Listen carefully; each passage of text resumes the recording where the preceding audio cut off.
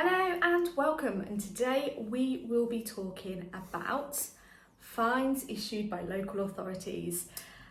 Topic that obviously we don't want to happen. We don't want landlords to be getting fined. So that's what we're doing. Yeah, we want to obviously get that information out there just to hopefully put that in your mind and stop you falling into the same traps. So at a recent meeting I was at local Coventry City Council Landlord Forum, they actually said that they were the council in the country to have issued the most fines. The leaders in the gang. The leaders of the table in terms of fines for landlords.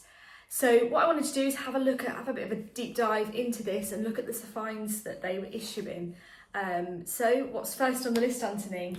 Oh, the electrics. It's all about the electrics. So there are safety standards as far as the electrics are concerned, the electrical safety standards in the private rental sector, which was done back in 2020, as we know. All these different changes happening over the years, and that was a new one that came in 2020. And now coming up for a renewal in 2025. Yes, and lots of new ones.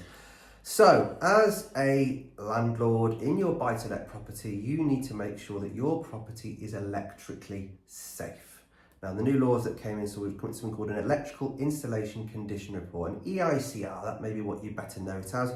Now, typically these last 4 or 5 years, and what they're doing is making sure your property is electrically safe to be able to let out to your tenants. Now, if you're letting out to a family, you just need simply that EICR, the Electrical Installation Condition Report. However, if you're letting out to house multiple occupation, a HMO, you'll need other certifications such as your portable appliances. So that could be your fridge, freezers, your washing machines, your toasters, your microwave. So any appliance portable. that you, I wouldn't necessarily class the fridge as portable, but anything with a plug on it that you are providing as a landlord. Yes, that's not hardwired in. We've then got emergency lighting, for example, or fire detection system. So it could well be an interlinked system with a control panel at the front by the front door. Making sure that the property is safe if there's a fire, if they need to get out of the property quickly, that's your emergency lighting, portable appliances, and obviously then you've got your EICR. If you haven't got those in place, and they're being maintained. So as I said, the EICR is every 5 years unless you make any alterations to the hardwiring of the property or the fuse board. And sometimes the electrician may put a shorter date on that. But I would expect them to advise you of that, but it's always worth just checking that date. Make sure that certificate that you've got. In addition to that, the portable appliances, your fire detection system, emergency lighting is once every 12 months. Now, one little caveat, if there's a fancy word, caveat there as far as your portable appliances are concerned. If you buy brand new portable appliances, so for example, you've done a brand new refurbishment, you don't have to have a PATS test or a portable appliance test certificate on property on appliances that have been bought brand new. They are fine for that first year. However, just get them done anyway.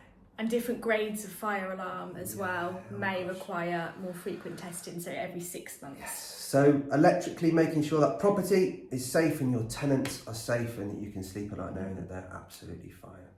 So obviously our local council has issued a number of fines to landlords in the area, so presumably they're not abiding by this bit of legislation, so they haven't got that certificate, they haven't got that satisfactory valid certificate that they're able to present to the council and give to their tenants. My recollections, 5 years ago now, it was a case of the EICR had to be in for all new tenancies. Yeah, so that was from 2020. Yeah, and then from 2021, my understanding was any tenants that are long-term tenants that are living in the same property, that haven't just moved in, or renewals as such, they will need the safety certificate from the year after, wasn't it? But it's in place. So it was a staggered approach at the time, but regardless of when your tenancy started, how long your tenants have been there, how long you've had the property, you need an EICR, an Electrical Installation Condition Report. And that should be given to your tenants on move-in, so they've got a copy. So, what we're going to come on to next? So the next one that we're seeing a kind of influx of fines in the area is the failure to comply with the Energy Efficiency Regulations 2015. Such your EPCs. Energy Performance Certificates. So there's new rulings that have come in where you have to have an E or above rating on your EPC to be able to rent your property. It's like being at school, isn't it? Well, you've got to get an E to pass. So you need to pass, basically, So if you have got an F or a G rating, you need to be doing something to improve your property to get that up to standard. Or in some cases where the property can't get to standard, it might be a listed property, there might be reasons, you'll need to have an exemption certificate, so you'll need to apply for an exemption. So presumably, people that are receiving this fine, they haven't got that EPC in place, or they haven't achieved the minimum requirements. So just to remind you, an EPC is a really low cost. Between £50 and £70, I think you can get them from. They last 10 years, isn't it? So at the moment, it's 10 years they last for. So it's really, when you kind of put that charge over your 10-year period, it's a really, really low cost, well worth getting done. There are regulations coming in the future where it will be a C rating, which is a minimum requirement. The average rating at the moment across the country is a D rating. So check your certificate, see what can be done at the moment to increase that, but there is lots of changes. It can be the little list of things, though, isn't it, to improve the efficiency. So it's, to get that up. I know some landlords, when the property's empty, they may well spend a little bit of money getting that in. Yeah, I wouldn't recommend you go out and put solar panels or anything in at the moment, because they are reviewing that rating system as we speak. And I'd say in the next 12 months, we will start seeing stuff filter through for that. But if there's things like, if you're just shy of a C rating at the moment, and you can replace it with some energy efficient bulbs or stuff like that, smaller cost things I'd get done and get that certificate in place to achieve that C. If it's an F, please do the things you can do to sneak it over the line. F, you need to be doing a bit more. You need to pay what it needs to pay. And another little fact that's not kind of related, but is, but you can't sell a property unless you've got an EPC either, can you? No, yeah. In order to advertise a property, whether it's for sales or rentals, you need that EPC. For rentals, you need to be ensuring that EPC is given to the tenant or shown to the tenant prior to them making the decision to take the property. Part of their decision-making process, isn't it? Because it affects their bills, potentially, if they are paying the bills. So, yeah, make sure you are showing that to every tenant. So, Anthony, what's next on the list? HMOs. I've already mentioned them slightly earlier on. Houses of multiple occupation. Now, there can be two reasons potentially why a landlord or a property owner who's running a HMO could be fined.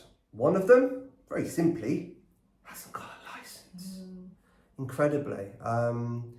A house which has got 3 or more people from 2 separate households is classed as a HMO. Now, in the city that we're in Coventry, they've got additional licensing, which means that anything that is classed as a HMO needs a license. Now, whether that's on a single tenancy, it's 3 friends from university on a single tenancy agreement, they need a license. Or whether that is 6 or more people renting different rooms, they need a HMO license in the property. So if they've not got a license in place, they need a license. Now, there is other, can I use that fancy word again, caveats, different things you need to be aware of. Because of the additional licensing in Coventry, there's something called a Section 257 HMO, which is where a property doesn't have planning permission or building regulation certificate that states it can be used, where you've got individual bedsits or studios, however you wish to call them, which don't depend upon a communal shared space like a kitchen diner or that sort of area.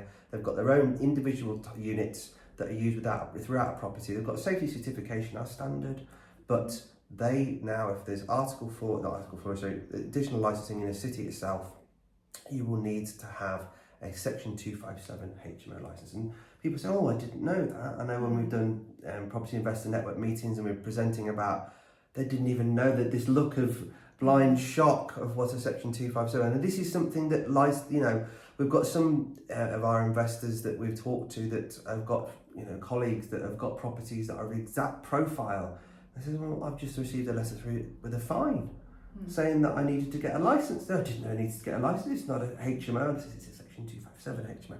Yeah, so I think what was happening was, to avoid HMO licensing, some landlords were thinking that if they slipped like a little kind of small kitchenette facilities or kitchen into that room, that they would make that self-contained and they wouldn't need to have HMO license. There are some grey areas, but and this is obviously with what Mr. Chowns is doing at the moment, as far as the Coventry and HMOs are concerned, or anything that can class as a HMO, is making sure that, which in some ways, if there's people who are meaningfully breaching the rules and regs, yes, you should be punished.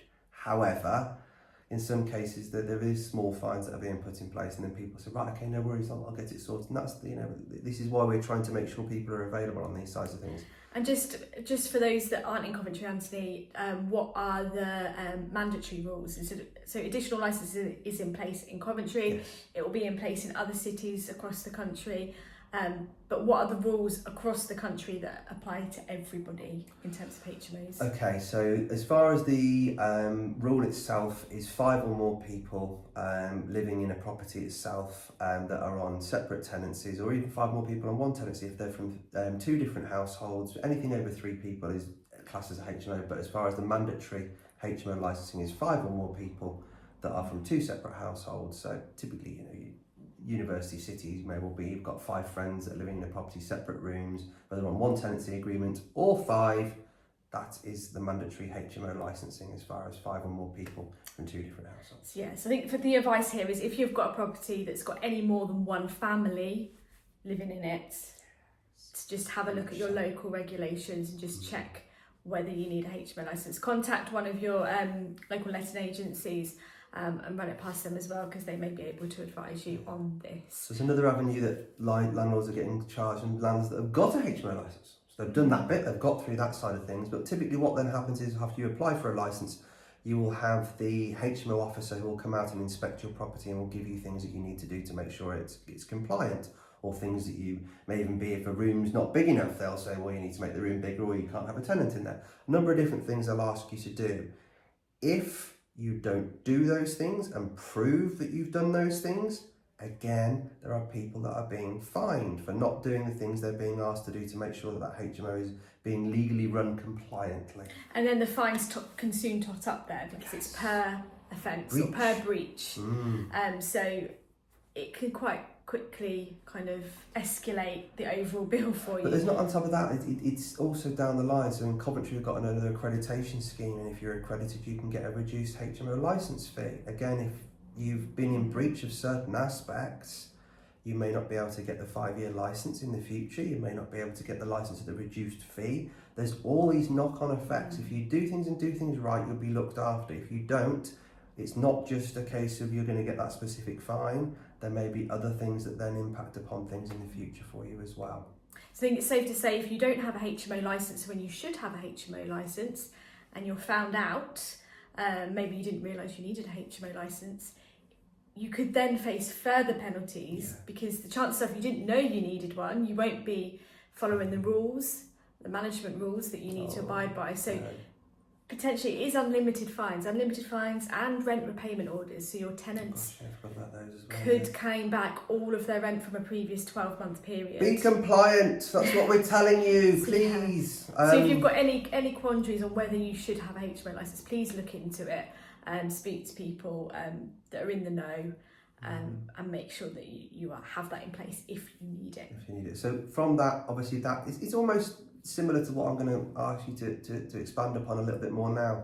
You're almost being told you need to improve your property because of this. Now, this isn't just in HMOs, this is a case of single-let, family-let property. So if you want to expand on avenues where that could perhaps be something that landlords are asked to do. Yeah, so obviously the other thing that's been quite a few fines, and they're quite costly fines in our area, is failure to comply with an improvement notice. Now, if you get an improvement notice, it won't have come out of the blue. It shouldn't be a shock to you.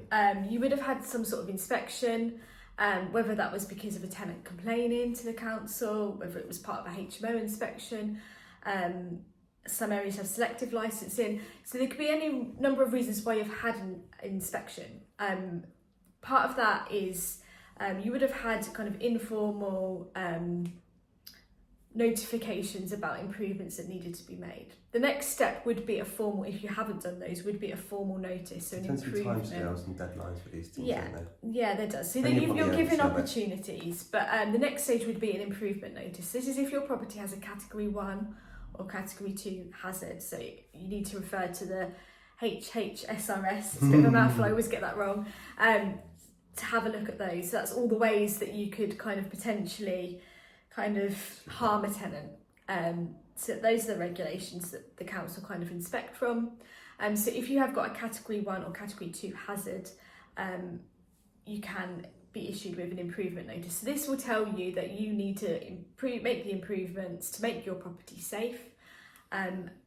So for me, as a landlord, if you receive one of those, you do it. Just do it. And I get think it sorted. I think that a real thing to emphasise with this, and anybody that comes out from the council, whether it be for your HMO or whether it be, you know, to improve it, or whether it be an improvement notice, they're just doing their job. They're not out to trip you up. They're not out. Work with them. They are the powers. You cannot control what the council do or what they say or the laws that are in place. Control the controllables, which is a real thing I always try and comply with in everything that I do. But they are out, work with them and just be reasonable with them and just say, right, okay, so if we've done X, Y, and Z. Now, if there's certain aspects, and I know we had one landlord that was on about the extractor found in the toilet that didn't reasonable. He was reasonable with them and they says, okay, fair enough.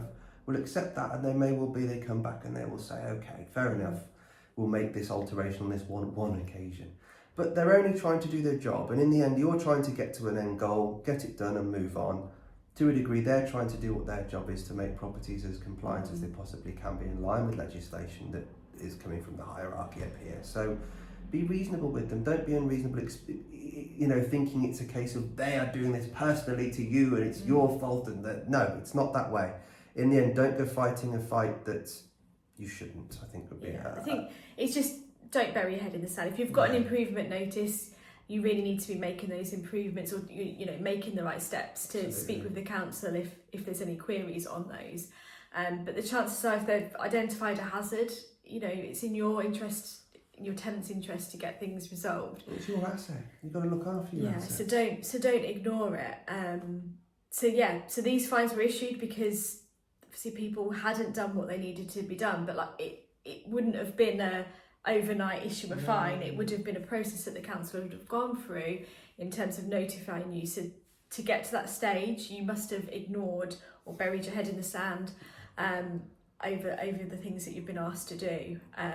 So hopefully none of you will get an improvement notice. But these are things you need to be aware of. Listen, your property fix, you know what me and Alison, you know, the podcast we've got on already, and it's going to be more and more and more things that are current things that have been around a long time, and new things that are coming that you need to be aware of. We don't want it to be a case of you didn't know what you didn't know. We want you to know. We want you to be prepared and being proactive, because in a lot of cases, a lot of people, they're just eager to make property work as hard as they possibly can for them, and to make a success of property investment as it possibly can be. And we're here to help you to do that as best we can do. So make sure you're liking us, you're following us, and make sure you look out for our next podcast when we get it published.